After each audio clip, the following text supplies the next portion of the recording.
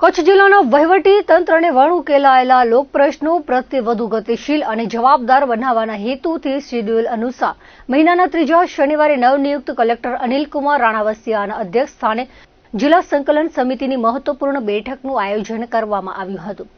ભુજ ખાતે આવેલી કલેક્ટર કચેરીના સભાખંડમાં યોજાયેલી આ ઉચ્ચ સ્તરીય બેઠકમાં અબડાસાના ધારાસભ્ય પ્રદ્યુમનસિંહ જાડેજા, રાપરના ધારાસભ્ય વિરેન્દ્રસિંહ જાડેજા તેમજ જિલ્લાના વિવિધ સરકારી વિભાગના અપેક્ષિત ઉચ્ચ અધિકારીઓ ખાસ ઉપસ્થિત રહ્યા હતા। શુક્રવારે જ કચ્છ જિલ્લા કલેક્ટર તરીકેનો પદભાર સંભાળનાર જિલ્લા સમાહર્તા અનિલકુમાર રાણાવસિયાને જનપ્રતિનિધિઓએ આવકાર આપ્યો હતો। આ બેઠક દરમિયાન ખાસ કરીને અબડાસાના ધારાસભ્ય પ્રદ્યુમનસિંહ જાડેજાએ પોતાના મતવિસ્તારના વર્ષોથી લટકતા અને વહીવટી શિથિલતાના કારણે અટકેલા જનહિતના અતિ મહત્વના પ્રશ્નો લેખિત સ્વરૂપે રજૂ કરીને સંબંધિત વિભાગોના અધિકારીઓ પાસે તેની વર્તમાન સ્થિતિ અને વિલંબના કારણો અંગે જવાબ માંગ્યા હતા। ધારાસભ્યો દ્વારા રજૂ કરવામાં આવેલા પ્રશ્નોમાં નખત્રાણા ખાતે બાયપાસ રોડની મંજૂરી મળ્યાને અંદાજે 3 વર્ષ જેટલો લાંબો સમય વીતી ગયો હોવા છતાં અને આ કામનું ખાતમુહૂર્ત ખુદ મુખ્યમંત્રીના હસ્તે સંપન્ન થયું હોવા છતાં આજ દિન સુધી જમીન પર કોઈ નક્કર કામગીરી શરૂ થઈ શકી નથી।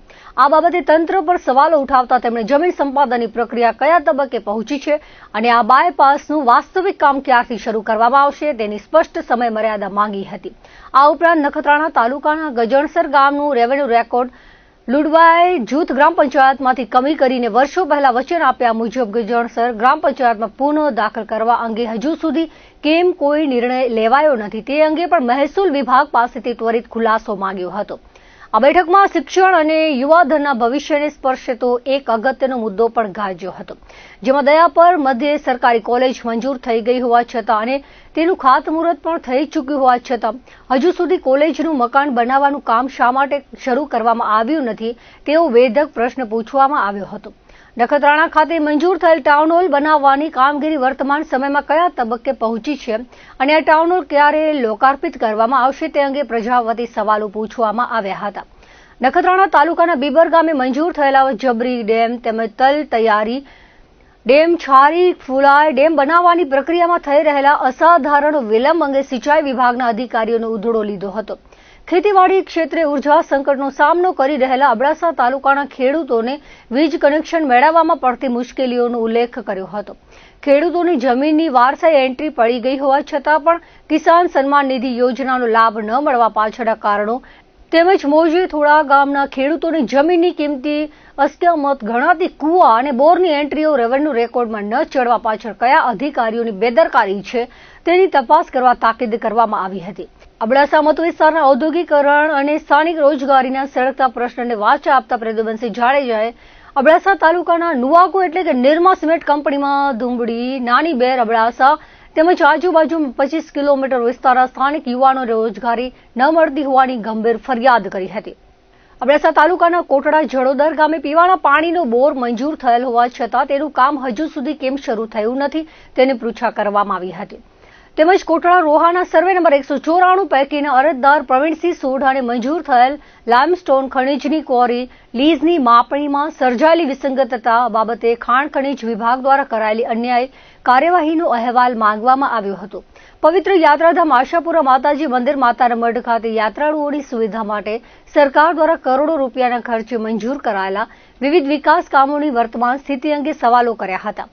તેમણે આક્રોશપૂર્વક જણાવ્યું હતું કે માતાના મઢ ખાતે મેઇન ગેટ પાસે તેમજ 1 કિલોમીટરના રોડ સાઇડ પર મોટા પાયે દબાણો ખડકાઈ ગયા છે, જેના કારણે અંબાજી, દ્વારકા અને સોમનાથ જેવા ભવ્ય ધાર્મિક સ્થળોની જે માતાના મઢ પરિસરનો પણ યોગ્ય વિકાસ થઈ શકતો નથી અને યાત્રાળુઓને ભારે હાલાકી ભોગવવી પડે છે, જેથી આ નડતરરૂપ દબાણો ક્યારે દૂર કરાશે તેનો ચોક્કસ પ્લાન રજૂ કરવા તંત્રને આદેશ અપાયો હતો।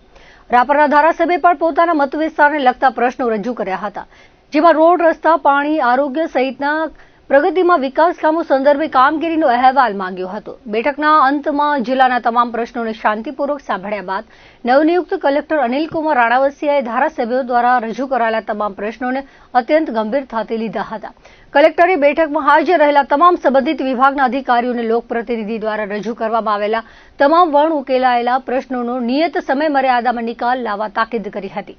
આજે આપણે કાયમ જિલ્લા સંકલન હોય આપણે કલેક્ટર સાહેબને તો આ નવા કલેક્ટર સાહેબ છે અને જે સંકલનમાં પ્રશ્ન હતા, પહેલો અમારો નખત્રાણાનો ટાઉન હોલનો પ્રશ્ન છે, ઘણો ટાઈમથી હાલે છે. એ ટાઉન હોલનો હતો. એના પછી આપણે ડેયા પર જે લખપત તાલુકાનું કોલેજની જે જમીન ફોરેસ્ટમાંથી મંજૂરી આપણે મુખ્યમંત્રીશ્રીએ આપી દીધી છે, પણ હજી એનો નિવડો નથી થયો. એના સિવાય આપણે ડેમ છે જાબરી ડેમ બેબર, એને ફોરેસ્ટની જે એનઓસી ને જે બાકી છે એ લેવાની છે. એના સિવાય ધાવડા ગામનો હકપત્ર જે ખોવાઈ ગયા છે, જે તલાટીએ જે કરી હોય એ આજ સુધી મળ્યું તો નથી, તો એના જે રેગ્યુલર છે એ બધી નોંધણી શરૂ કરવી, એના માટે કલેક્ટર સાહેબે એને તાકીદ કર્યા અને પેન્ડિંગ રાખ્યા પ્રશ્ન. પછી નખત્રાણા બાયપાસ આજે 5 વર્ષથી પાસ થઈ ગયો છે, હજી સુધી કામ શરૂ નથી થયું, તો એના માટે એ કહે છે ટૂંકા ટાઈમમાં શરૂ થશે. પછી વાત રહી આપણે છારી બોલાય પંચાયત 60 પૈકી જમીન છે, તો એનામાં અત્યારે કંપનીની જે મંજૂરી આપી છે, તો એનામાં ગામડાનો ઘણો વિસ્તાર ગામના આવી ગયા છે, તો એ ગામમાં ફરી સર્વે કરે અને ગામને ખુલ્લા કરે. જમીનો ઘણી છે, ભાઈ રામ સરોવર, શમશાન આ બધા આવી ગયા છે, એટલે ફુલાઈ પંચાયત કહેવાય. એના પછી માતાના મળ ગેટના બાજુમાં એક ભાઈ દુકાનો બનાવી રહ્યા છે, તો એ દુકાનો ખરેખર ચોટીલા, સોમનાથ, અંબાજી બધે સંપાદન કરી અને જગ્યા ખુલ્લી કરે છે. તો આ પહેલાં રહેણાંક માટે લીધા હતા અને હેતુ પર કર્યા વગર એમને દુકાનો બનાવે છે, તો માતાના મળ કને એ અડચણરૂપ થાય છે. એ પ્રશ્ન હતો. પછી આપણે ખેડૂતને જે નુકસાન થાય છે વરસાદમાં વાવાઝોડામાં, તો ખરેખર કેટલા ટકા ઓછામાં ઓછું હોય ને કેટલું વળતર મળે એ પ્રશ્ન હતો.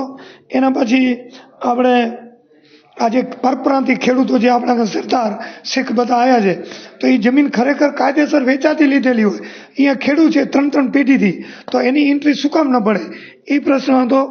એના સિવાય આજે રોડ પુલિયાના કામ ચાલુ છે એનો પ્રશ્ન હતો. પછી લાઇટનો જે લાઇટ 3 ફેઝ ખેડૂતની હજી કનેક્શન દેવાના બાકી છે અબડાસા લગભગ, એનો પ્રશ્ન હતો.